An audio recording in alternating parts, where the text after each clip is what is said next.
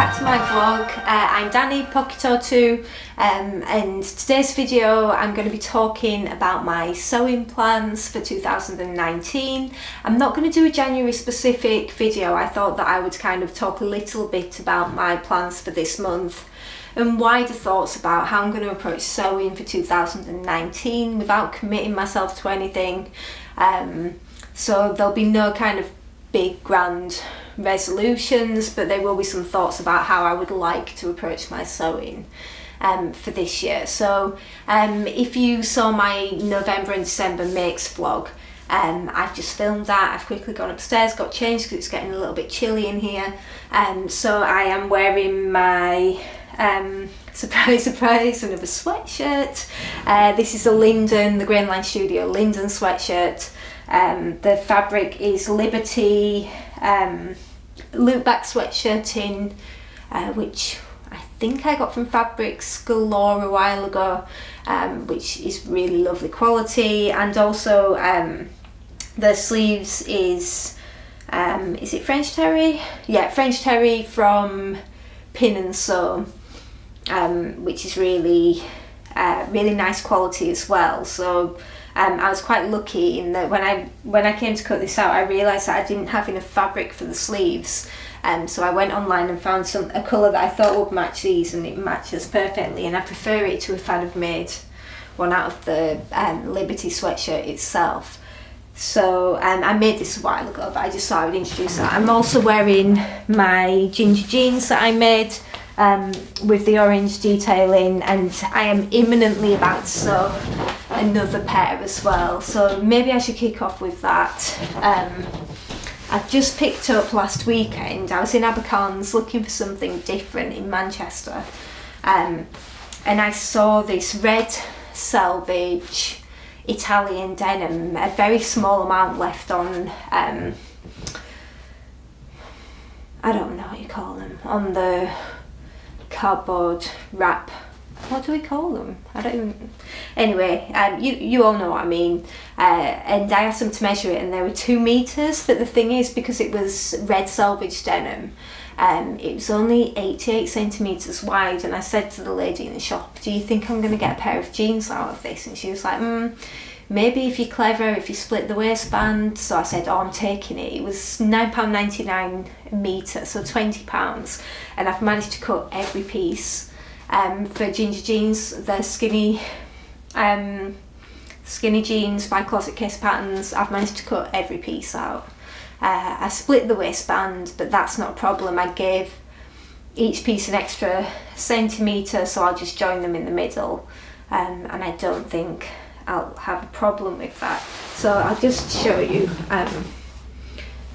So it's a stretch denim, and it feels really amazing quality. When I saw it was red selvage denim, I just couldn't leave it. So I've got these cut out, ready to sew in the next few weeks.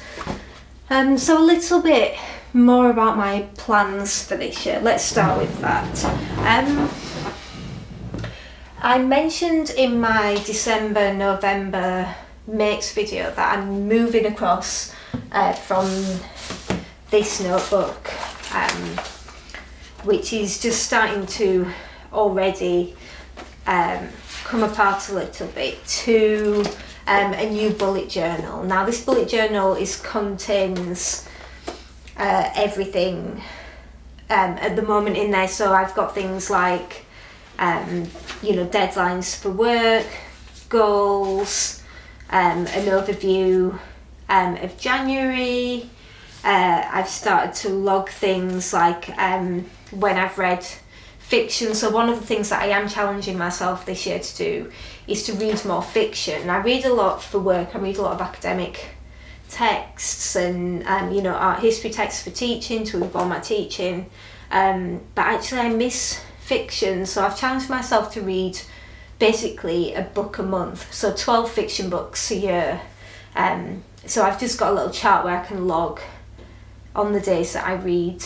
I do some reading, I will take that off, and I'm reading Margaret Atwood's The Handmaid's Tale. I can't believe I've not read it yet, so I'm halfway through that already, so it's going well. So also included in here is a page for sewing. At the moment I'm doing things like logging what I've bought, and then I'm using the same grid method to log what pattern I'm going to make, which fabric I'm using, and then I have this series of, you know, has the pattern been trace printed, cut, has it been washed, has the fabric been cut, is it finished, has it been photographed, is it on Instagram, has it been blogged, vlogged, is it a guest blog, is it pattern testing, those kind of things. I've got a box for blog and vlog ideas as well. So those are the things that I'm mapping at the moment, and guest blogs and pattern testing is also going on there as well. So I am currently pattern testing for 2 designers. I've got pattern testing to do in the next few weeks, so that's exciting. So they're going to take up the majority of my sewing time for a while. I can't really talk about that yet, but hopefully in future vlogs I can reveal what I'm making. So yeah, that's exciting. They're 2 makes that I think are both going to challenge me in different ways as well, which I like. I've just completed my guest blog for Crafty So and So bloggers team, which I spoke about in my last video, so that will be in my future makes video as well. So I guess that's all I want to say about this at the moment, but I have got a system of sorts where I'm trying to log my sewing. As more things come up, I'm going to add more things into there, so I might have a space for more details about what I want to vlog and blog about, so that I'm doing less umming and ahhing in these videos. It's great to be able to edit things out, but obviously it's better if you can you don't have to do too much cutting and editing in the final process. In terms of 2019 as well, I've really been dragging my feet on the Make 9 plans. Now I've got in here a draft version which I think I'm pretty much decided on now. Last year my Make 9 was great because I actually made everything. I'll insert a photo up here to show you, but I ticked everything off my list. I made the ginger jeans. I didn't make the Morgan jeans, the closet case Morgan jeans, but I made the Merchant and Mills heroin jeans instead, so I switched those out, which were a loose fit jean. I made a bra, the Harriet bra. I can't remember what was on there now, but I made a coat. I swapped out the original coat for the coat, which is the Avid Seamstress pattern. There were quite a few challenging things on there actually, and I made my way through them. This year I had less of a clear vision of the things that I wanted to try, because I tried a lot of things like bra making, jeans making, coat making last year, and the Make 9 for me I think is a chance to sometimes challenge yourself to make those things that you didn't think that you were able to. This year I'm being a bit more practical, I think, about the things that I want to make. So some of the things that I have on my list are things that I've already got in my pattern stash that I've not yet made, or things that I want to do repeat makes of. So I'm not making brand new to me patterns, but I'm making things that I love in my wardrobe and that I'm going to wear. And I think for a lot of people 2019 has been, or just the start of the new year, has been about people taking a step back and thinking, how much have I got in my stash? How much do I wear out of my wardrobe? How many of my makes do I wear? Is it sustainable? People are becoming a lot more conscious, and as we all do, I think, when we start sewing, we make everything because we're like, oh yeah, we'll make a dress, I'll make these dresses. Dresses are fairly straightforward to make. and then you end up with a closet full of dresses that if you're anything like me, you just don't wear.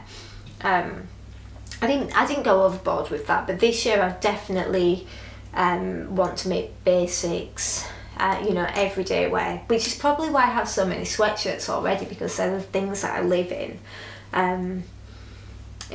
Practical things. So on my list, for example, is the ginger jeans, which I've already got cut out.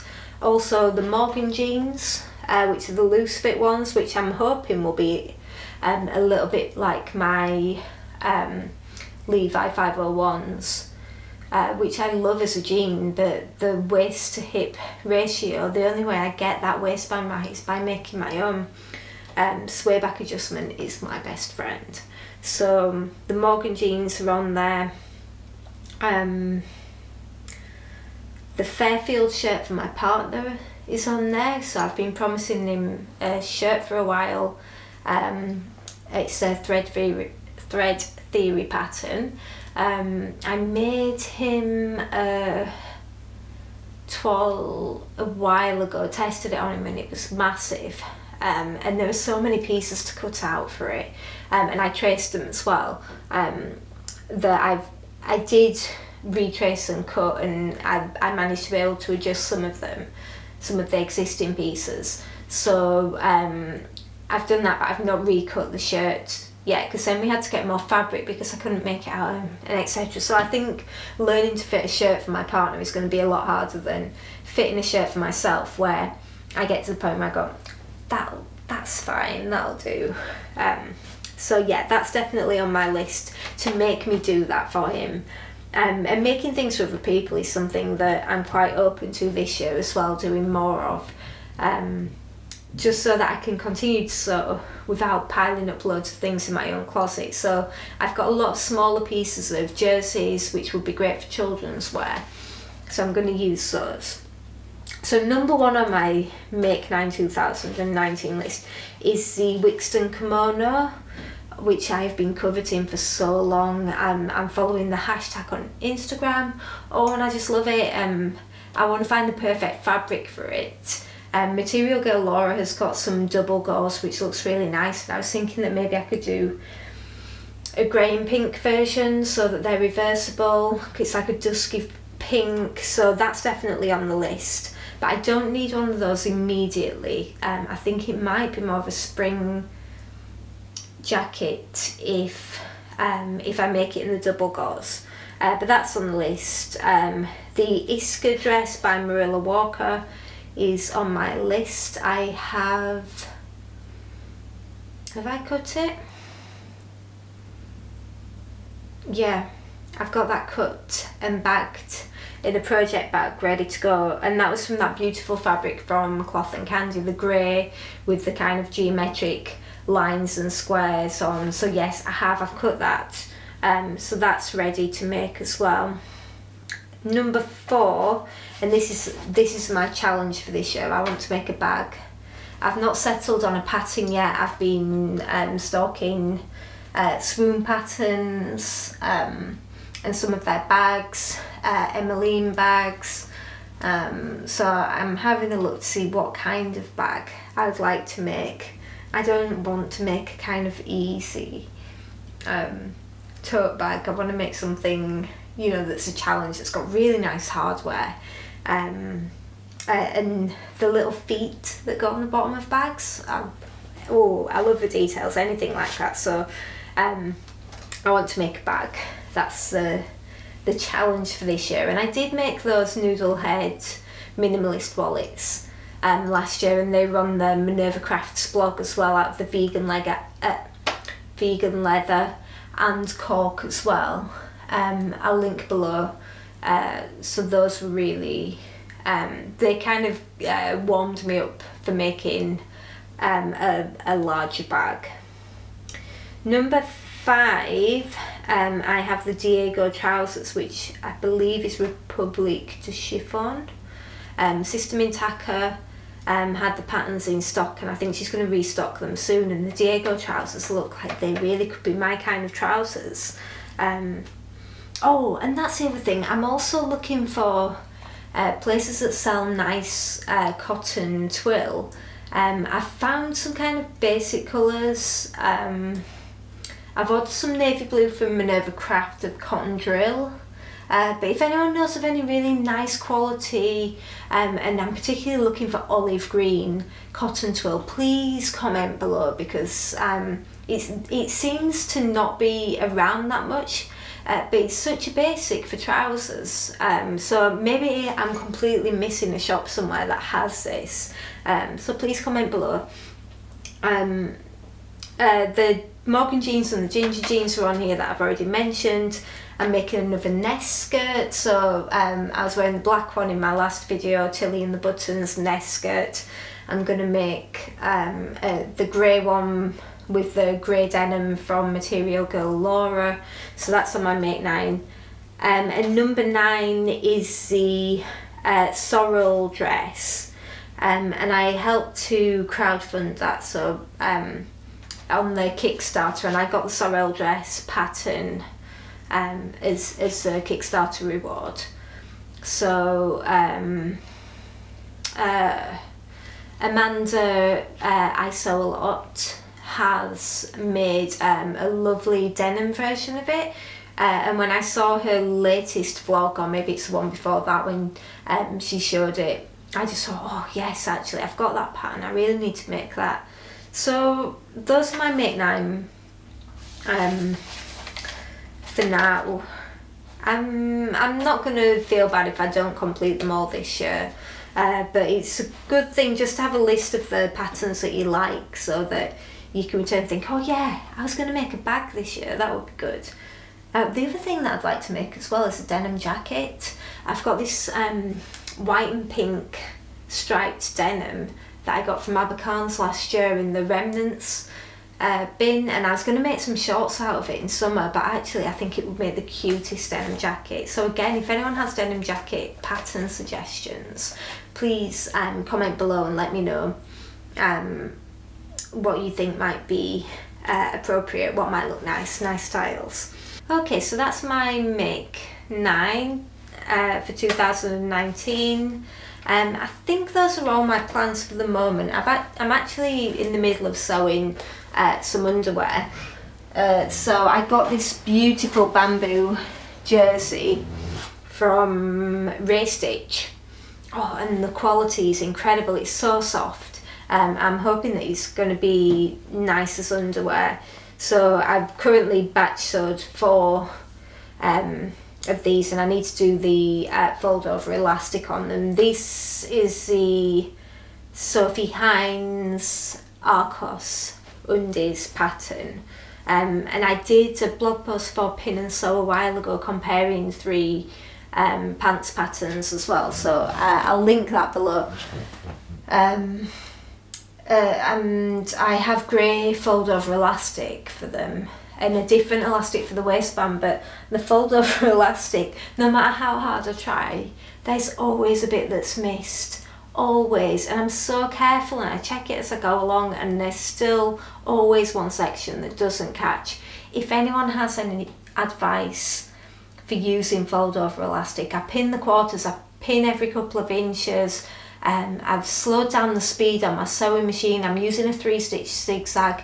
If anyone has got any secret magic tips as to how to avoid those gaps, please let me know, because I find that the underwear patterns are much better than the underwear that I can buy in the shops, and I just need to nail the fold over elastic in order to make really good quality pants that don't have gaps in the elastic or stitching back over the top again. So please, again, let me know in the comments below. I'm also really interested to hear about your sewing plans. How are you approaching 2019? I know that some people are not buying new patterns, some people are not buying new fabric, some people are only making for others or only using sustainable fabrics. Personally, I am trying to be I'm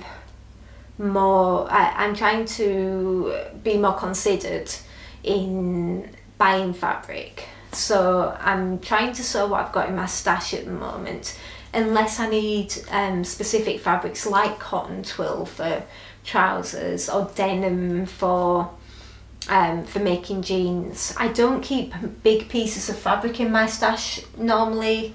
2 meters is the largest that I generally tend to buy. So sometimes when I come to make things or pattern test, I still need to buy new fabric because I don't have, you know, larger amounts in my stash.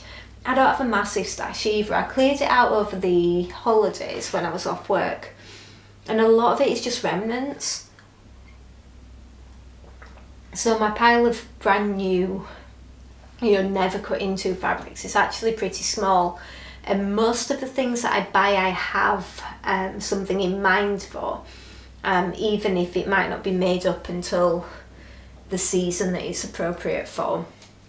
So I do have a few things to sew, and I'm trying to work through my stash at the moment on the things that that I'm pattern testing, and just you know, the fabrics that I bought, like the cloth and candy fabric that I showed you